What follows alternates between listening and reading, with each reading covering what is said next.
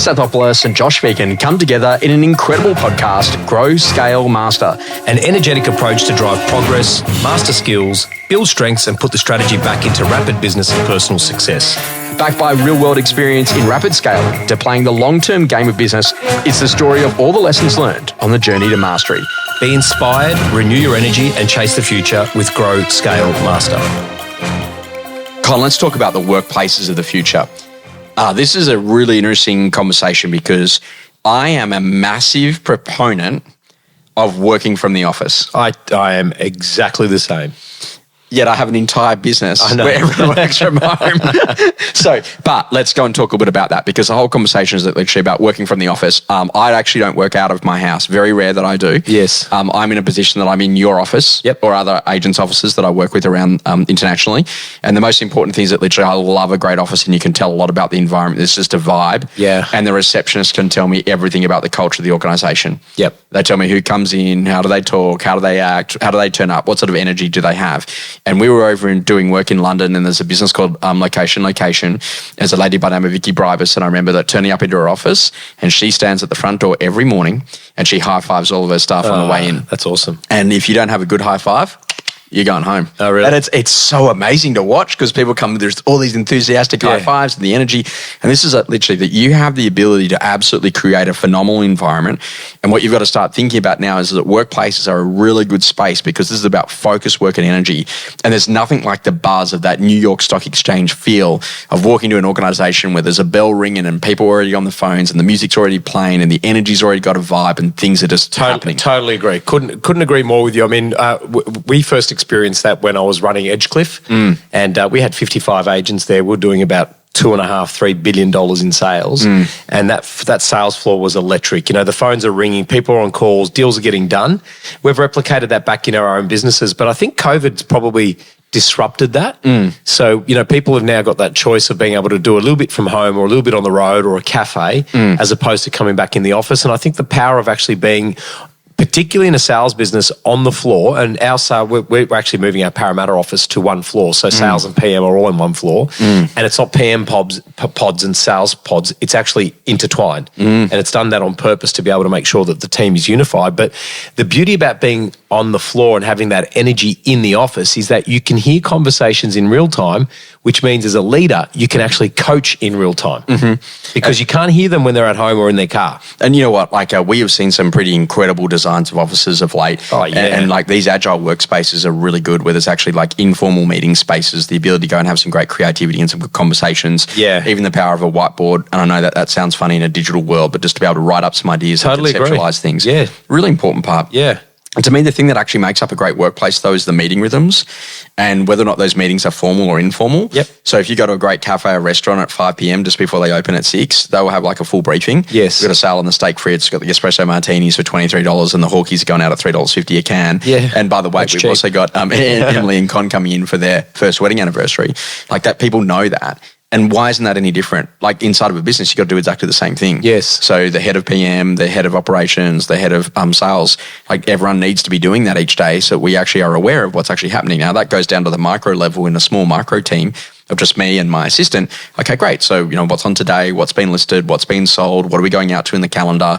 What are some things that we can do in the course of the next 24 hours to really make this a winner? Great. And that ability to refocus is absolutely everything. Everyone's got to be in at a certain time. It might be 8 o'clock without kids, 9:05 with kids, you know, so you start thinking about that in terms of your stage of life. But what I love about meetings is that they allow you to be like either quite formal or quite informal. Now, an informal meeting is going for a walk with you around the block. Yep. You and I have done a few of those meetings where we've just gone for a nice little conversation for 2 hours. Yep. And it's been awesome because you actually come up with some great ideas. Sure. And then you've got more formalized meetings. So, Con, we need to speak for the next 30 minutes about how we do this particular purchase of a business, whatever it might be. And so therefore you're really thinking really clearly about it. What I love with that is it literally, you know, don't lock yourself into things that you don't need to be in. To create a great organization, you need a great environment. Yes. To you, what makes a great environment inside of a business? Oh, I think the ability to be able to have people comfortable working at a level that's going to be conducive to them producing the best results. So what I mean by that, somewhere where it's, you know, you've got cooling, you've got heating, you've got all the technology, high-speed internet. Let me rephrase that. how can we remove as many friction points and complexities from allowing people to do their best in an environment? So I'd say fully resourced is the first conversation. Yeah. But also to the scent, like the site, the lighting. Hey, we just bought these scent machines for our offices. Yeah. So like at hotels, I'll be in the front reception in the back areas as well. What scent did you go with? Rachel's actually picking that at the moment. I can't make a decision. I've got all of them. But you can actually, I went to this hotel that you put me onto when we were in Paris. And I bought their scent. Yes. Hotel Costas. Yes, yeah. And I can get that reproduced. So I think that's what the one we're going to get. But you're so important. It's the sight, the smell, the energy that you can feel. And I think being able to have that produced in a really positive way, fresh fruit, filtered water, all that stuff, music in the background, all the creative space that they need, that's what's going to make a great environment. And when you think about great environments, it's also too that like it's simple. So guys, we just get in, we just do this. And for me, one of the biggest things that determines the success of an environment is the amount of natural light. Yes. So if I've got natural light, I perform really, really well. And I love that in a training room because it literally it gives you the perception of the day and what's actually happening. Yes. Now, tech matters for better workplaces and the tech's actually got to work. Yep. And I think the whole idea is that, the funniest moment in a real estate office is when the power goes down and the internet goes down and no one can get access to the database. And people actually, hey, Con, how are you, man? It's like this whole idea is that like literally tech has got to be super smooth. And this is the interesting conversation is that you can't have lots of different tech. So like this is the idea, this is what we use for CRM. Correct. And it's trained across the organization. Seamless. And this is what we use for PM. It's just got to work, right? Yeah. Yeah. And it's got to be in a position, it's got to be best in breed. Yes. So if that's not best in breed, then we don't do it. Correct. Now, it's an interesting conversation because scale and growth is using that technology in powerful ways. So we have the belief of a digital headquarters. So because I think differently, I don't think about work from home. I think about it literally what was really important is that Starbucks came out and said they wanted to be the third space. So the first space was home, the second space was work, and the third space was Starbucks where you'd go to talk about what's happening at home and at work. So what I'm actually saying is that work actually is a really interesting path. So with the people that work inside of our team, they all have access to a physical workspace in like a WeWork type conversations if they choose to. Yep. And that's actually a really important part. Some of them are actually nested inside of local real estate offices, believe it or not. Yeah. But the benefit of that is absolutely phenomenal because you've actually got somewhere to go without your partner being there, without the dogs being there, without everything else that's going on. And so that's why it's a really important part to get right. But what I would say to you is that like literally when you're creating an environment, that environment needs to be about productivity and performance and reward and recognition. And like literally there's the old school saying is that like literally when you're in that space, you're in that zone. Yeah. And so there's something about that. So if the natural light's there, then that can really help you. Well said. We use the digital HQ of Slack. So we'll go, we use Microsoft Teams. It's inferior. Literally, Slack is phenomenal. And like literally, I know that you sound like you're preaching to the converted, but the benefit of what it does in terms of how I communicate, because my team don't come to your training event. No, they don't. But I take a photo and I send a video to my team on Slack so they can see where I am today. Yeah, right. So they get a bit of a feel, that's Con's team, Con and Emily. Okay, great. So we can see those things. And that's a really important part that my team will go and do that. And this is important because when you think about organizations, facilities and fit outs, how expensive are fit outs? Extremely. You're talking, anywhere from $1,500 to $2,500 per square meter. Mm-hmm. So, you're looking at, if you've got a 200 square meter office, you're looking minimum $400K for something that's going to be half decent on top of that with furniture and technology and whatnot. But I think it's an investment. And I think, real estate offices these days, and we're on the high street of Church Street, literally, where consumers are always walking by. We don't get that traffic coming in for people saying, can I, list or lease my house? Sure. The actual office the environment's built now for our agents, for our property managers, for our field services staff. It's the place for them. It's not the place for the customer.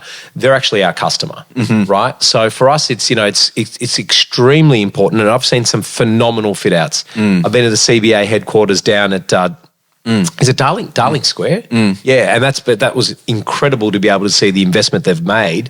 And I've also been into some of our own offices. Our Parramatta office has been there it's a 16-year-old fit out. It's tired. It hasn't been updated. And we've done that on purpose because we're moving to a new facility. But our new facility, it's going to have seamless technology. It's going to have integrated everything that a client, an internal client would ever need to be able to be really comfortable doing their best work there. Sometimes, people make the mistake of building incredible facilities but they've got no staff. Correct. with the belief of build it and they will come. Yeah, I don't buy into that belief. And the other conversations that literally, and this is one of the greats, Andrew Kelleher is at Jealous Craig, and I remember walking into their office effectively day one when they'd opened up Doncaster, and everyone's on Bunnings tables.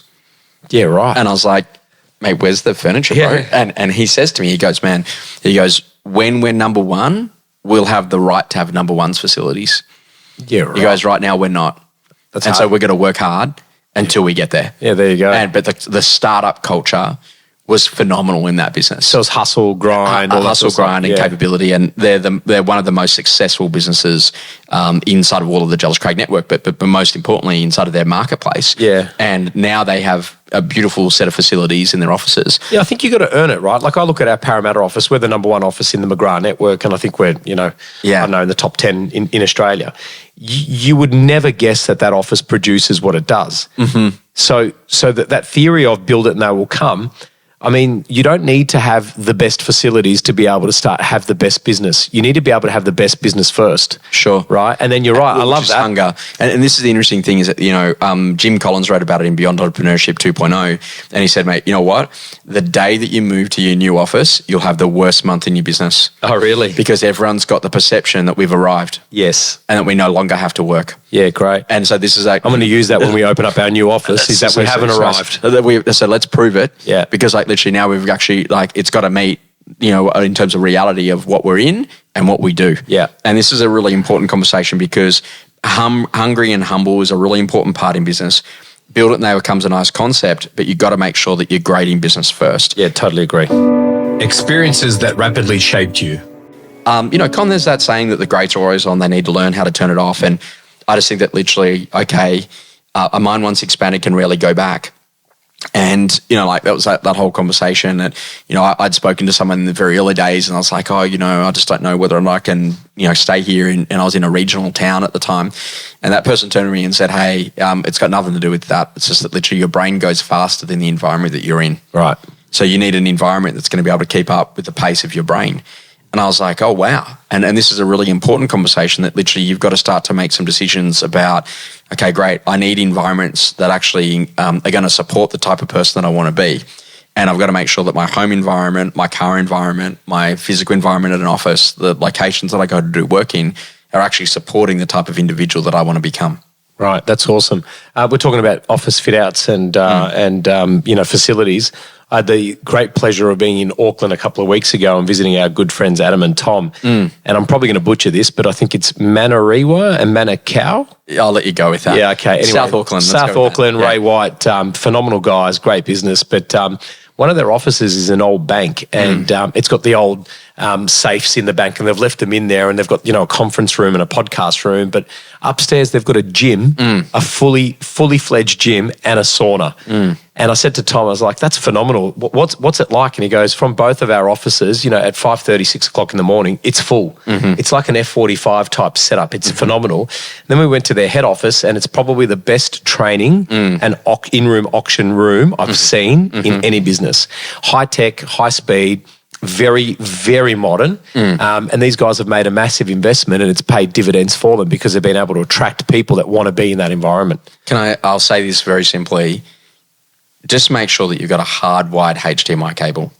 Yes. In all of the tech that I've gone to, in all of the offices around the world, theirs is awesome because it's a hardwired HDMI cable. Okay, so mental note for our fit-outs. It's not Wi-Fi or any of that sort of stuff. It just doesn't work when you're pushing video and sound. Yeah, right. And so that's actually a really important point that it gets choppy and all of those things. And buffers. A hard cable, awesome. That's awesome. And one of the key things that they did, they spent a lot of time on natural light in that premise. Yes, they did. And they spent a lot of time on great workspaces for teams of like sixes and eights. Yeah, that's and right. Hubs. And it's amazing. It's an incredible office.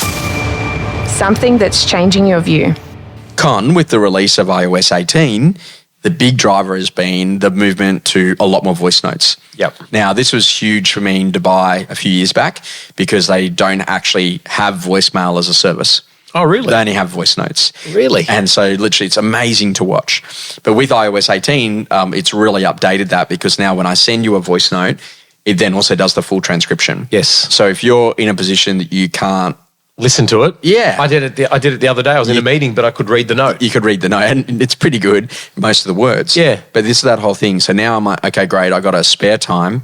I've got like an awkward 15 minutes where I'm waiting for a flight. Okay, great. I'm just going to literally pop out 7, 8, 9, 10 little voice notes to some key people about some stuff that, they need to know about, or contextually I just want them to think, Josh is in thinking about me and wants to have a conversation.